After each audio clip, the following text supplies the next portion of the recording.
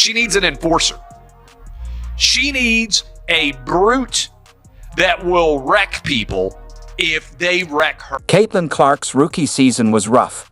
She took hits, shoves, and plenty of hard fouls from defenders who treated the game like a wrestling match. But those days are over. The Indiana Fever have leveled up. They've gone from a young, growing team to one that protects its star. If anyone tries to push Caitlin around now, they better be ready for some serious pushback. The Fever just brought in players who aren't afraid to stand their ground. I feel like I'm getting hammered. Say hello to the new Indiana Fever additions.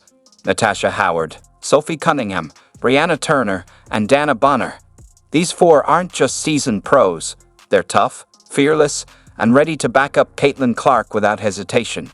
So, to players like Angel Reese, Kennedy Carter, Aja Wilson, and Dejanai Carrington, those rough fouls? Might be time to rethink them, because now, if you come at Caitlin, you're going to have to go through the squad that's got her back. She needs an enforcer, and if it ain't gonna be me, Michelle Rappaport, like, where is Charlize Oakley? Doesn't her team have like a Zavaria McDaniels or a Rakisha Mahorn? She needs like a goon on her team, because when your star player that's bringing so much money, so much attention to the league, and it's a collective, it's a bunch of them, it's been brewing. This wasn't just about boosting the roster. It sent a clear message. The Fever aren't here just to compete. They're aiming to take over. And they're making sure Caitlin Clark doesn't have to hit the floor every time she touches the ball. To all the critics and haters out there, consider this your warning. But sometimes you need one of those players on your team. You need one of those enforcers. Every good player, by the way. Every good player, every good team that is a super duper star. Most of the time have enforcer type player. Let's take a moment to look back at how Caitlin Clark's WNBA journey began. She hit the court with huge expectations on her shoulders, and she delivered. But instead of being welcomed, she got knocked around like she was in the wrong sport. Some games looked more like hockey than basketball, with Clark taking hits left and right. So there's a hot topic going on right now. Caitlin Clark says she got cheap shotted against the sky. I mean, throughout the season, she's been getting beat up. Hard screens, elbows, knocked down. She wasn't just dealing with tough defense. Caitlin Clark was getting hit with hard screens, elbows, and knockdowns on a regular basis. And let's be clear, this wasn't just standard rookie treatment. The physical play she faced felt personal. Game after game, she took shots to the ribs, arms across the neck, and hits that sent her flying, accidentally, of course, and the numbers backed it up. 17% of all flagrant fouls in the league were against Clark. That's not just a stat, that's a warning sign flashing loud and clear. That's all I see. They try so long to get respect for women's basketball, and then they treat it like a junior high school girl's locker room. Junior high school girl antics on the court. Now let's talk about the main offenders. The Chicago Sky delivered 80% of those flagrant fouls against Caitlin Clark. Coincidence? Not a chance. That wasn't defense. It looked more like a personal mission. Meanwhile, Clark just kept hitting threes right after the hits. Cold. Then came Kennedy Carter, who took things even further, turning a dead ball into a blatant shoulder check. The cameras caught it, and fans were furious.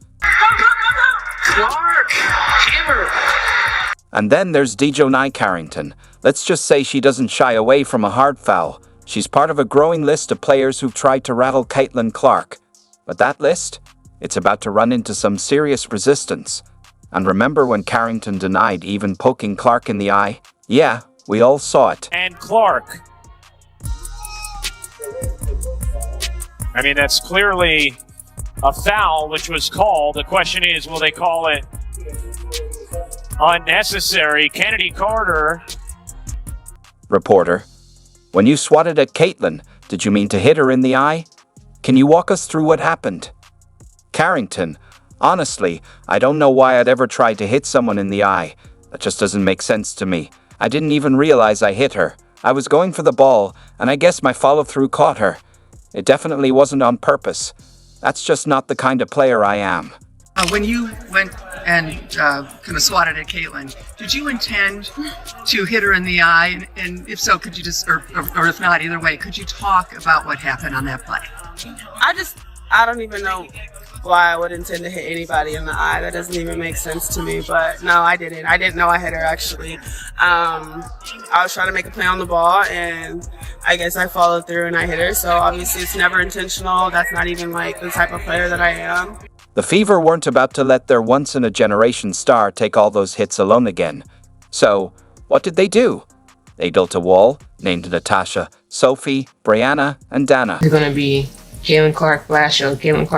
So it's going to be phenomenal playing with a point guard, like you said, that have a good vision on the court. Because that's like, as soon as she gets the ball in her hand, she's throwing it up, but she already sees the person down the court before she even get the ball in her hand. So that's one thing I love about her vision on the court. I really can't wait to catch all those passes and give her all the assists that she needs. Let's start with Natasha Howard, the backbone of defense in this new Indiana Fever lineup. She's not just experienced, she's a 3-time WNBA champion and former Defensive Player of the Year. Natasha's battled with legends, guarded MVP ace, and never backs down. She's the kind of player who makes opponents second-guess any cheat shots. When she steps on the floor next to Caitlin Clark, the whole game changes. That extra shove from Carrington, that blindside screen from Wilson, not on Natasha's watch. The signing of Natasha Howard represents a massive step forward for the Indiana Fever and their quest for a championship. In Howard, the Fever gain a 3-time WNBA champion, a Defensive Player of the Year, an All-Star, and a veteran with more than 300 games played. Last season, Caitlin Clark took hit after hit. Defenders went after her, thinking they could push her around without facing any real consequences. But that's no longer the case. The Indiana Fever made some serious moves this offseason, and Natasha Howard's arrival changes everything. Now, there's no more taking hard fouls without a response. No more flagrant shots without consequences. When Clark steps onto the court, she's got a certified enforcer by her side, someone who's not just a champion and defensive powerhouse, but also demands respect the moment she steps in. It's a whole new game. But all of that, and we haven't yet touched upon what Howard does best: defend. Howard was named Defensive Player of the Year in 2019 and has finished in the top 10 of the Defensive Player of the Year voting 3 times in her career. Howard has averaged at least 1 block and 1 steal per game in each of her last 7 seasons. And that versatility is really what makes her a weapon on defense. Last season, with a minimum of 25 games played, Natasha Howard was one of just 13 players to average 18 points per game. She was one of 16 players to average 7 rebounds per game. And the list of players to average both 18 and 7 last year, short and elite.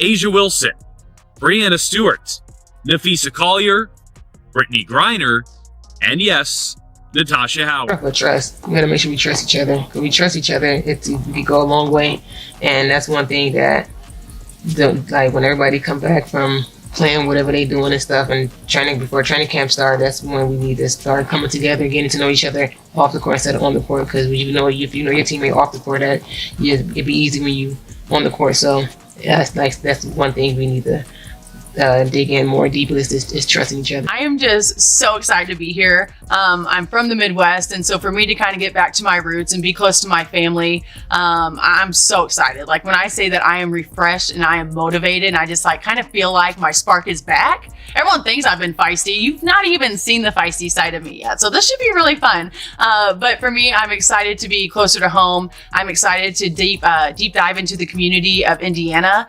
I've already met a lot of really cool people. I'm excited to inspire the next generation of young boys and girls around here, get to know the community more. But I promise you that I'm just ready to just like win. I'm ready to win. I'm ready for y'all to be there.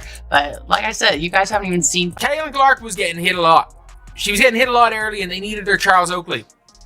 You've got that in Sophie Cunningham. There are so many videos of Sophie Cunningham just starting parole. Style play that you guys are playing here, that Stephanie is going to bring here. It's run and gun. It's shooters. It's emotion offense. And so my eyes lit up like a Christmas tree. I'm a little bit sassy sometimes, which people don't like, but I love. My teammates always love. And to be honest, I spread the court. Like I can shoot the ball. And when you have playmakers who are quick, who are great passers with Kelsey Mitchell too, it lets them do their thing. And then the defense draws in and you're just ready to shoot. And so, I think that I'll bring a lot to this team. But at the end of the day, I want to be a good leader. I want to be a great teammate. I want to bring the culture piece and make sure our egos are put aside and that we're all in here to win. And I think that's going to be pretty easy with the group that we have. Causes some issues sometimes.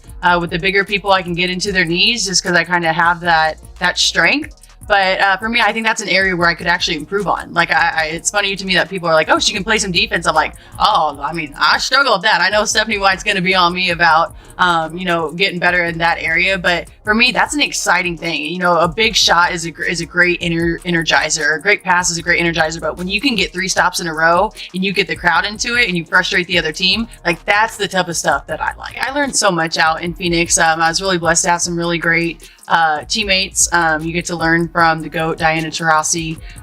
You've had a lot of people going in and out of that program. They've won championships. And so there's just a lot to learn. How are you feeling about being in Indiana and joining the team? I'm really excited. I followed a lot of these players throughout their college careers and professional careers. So it's kind of like full circle moment to be in the same team with a lot of these players again. Tell me what it was like that, what went into your decision to come here and join what's being built here at the Fever? I think that the front office and the staff just really had a vision in place, and I felt that I could really complement their